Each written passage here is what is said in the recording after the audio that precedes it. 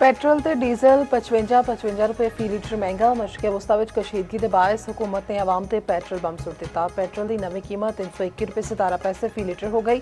High speed diesel की नवी कीमत 335 रुपए 86 पैसे फी लीटर मुकर्रर। वजीर पेट्रोलियम अली परवेज मलिक ने पेट्रोलियम मसनूआत दी कीमतां विच इजाफे का ऐलान किया। आख्या 1 फरवरी नूं पेट्रोल $78 फी बैरल सी, हुण $106 तो भी वध गया है। नायब वज़ीर आज़म इसहाक डार ने आख्या कि ईरान के हमले के बाद पूरे खिते में इस वेले जंग की सूरत हाल है। कोशिश की गई है कि आवाम ते घट तो घट बोझ पाया जाए। वज़ीर खजाना मोहम्मद औरंगजेब के मुताबिक रोजाना की बुनियाद पर पेट्रोलियम कीमतों का जायजा लिया जा रहा है।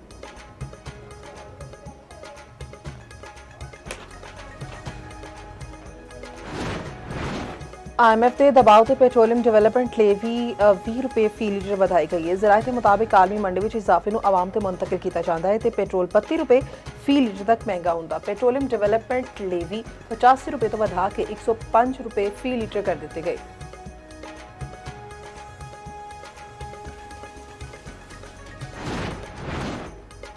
पेट्रोल की कीमत में 55 रुपए का इजाफा जुल्म है। पेट्रोलियम मसनूआत की कीमतों में इजाफे से शहरी फट पाए। आख्या तनख्वाहां उही ने, अखराजात वध रहे हैं। इस फैसले ने मुल्क भर में महंगाई का नवा सैलाब आएगा। हुकूमत पेट्रोलियम मसनूआत की कीमतों में इजाफा वापस ले।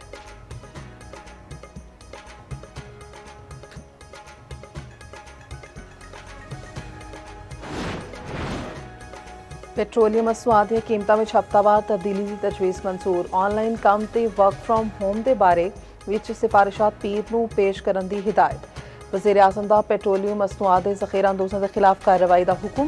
आख्या जिहड़ा पेट्रोल पंप मसनूई किल्लत में मुलविस होए उन्होंने फौरी बंद किया जाए।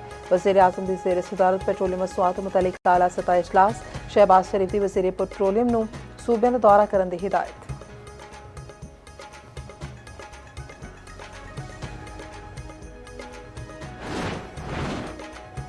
ईरान के गैर मशरूत तौर पर हथियार सुट्टन के अलावा कोई मुआहदा नहीं होएगा। अमरीकी सदर डोनाल्ड ट्रंप का ईरान तो हथियार सुट्टन का मुतालिबा। सोशल मीडिया पोस्ट में आख्या ईरान का मुस्तकबिल बहुत चंगा होएगा, इसनूं दोबारा अजीम बनावांगे। आयतुल्ला खामनाई के बेटे मुश्तबा हुसैनी नाकाबिले कबूल ने वाशिंगटन में गोलमेज कॉन्फ्रेंस नाल खिताब में ट्रंप ने आख्या आबनाए हरमस की बंदिश नाल निबड़न का फैसला कर लिया है। जरूरत पई तो अमरीकी बहरिया आबनाए हरमस तो ऑयल टैंकर्स नूं ले जाना शुरू कर सकती है। दूजे पासे ईरानी सदर का सालिसी दी कोशिशों वाले इशारा। मसूद पज़ेशकियान आखदे हैं कि कुछ मुल्कों ने सालिसी दी कोशिशों का आगाज किया है। असीं खिते में देर पा अमन चाहुंदे हां।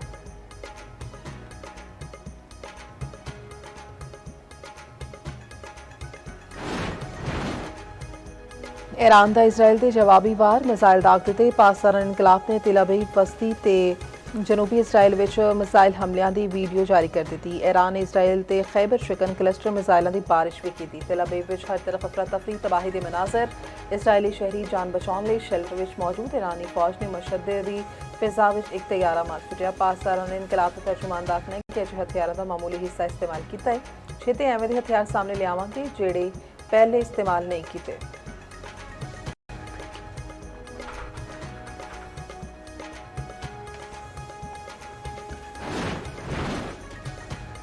पाकिस्तान ने 8 साल बाद हॉकी वर्ल्ड कप लिए क्वालीफाई कर लिया। कौमी टीम ने जापान को 3 के मुकाबले में 4 गोल नाल शिकस्त दी।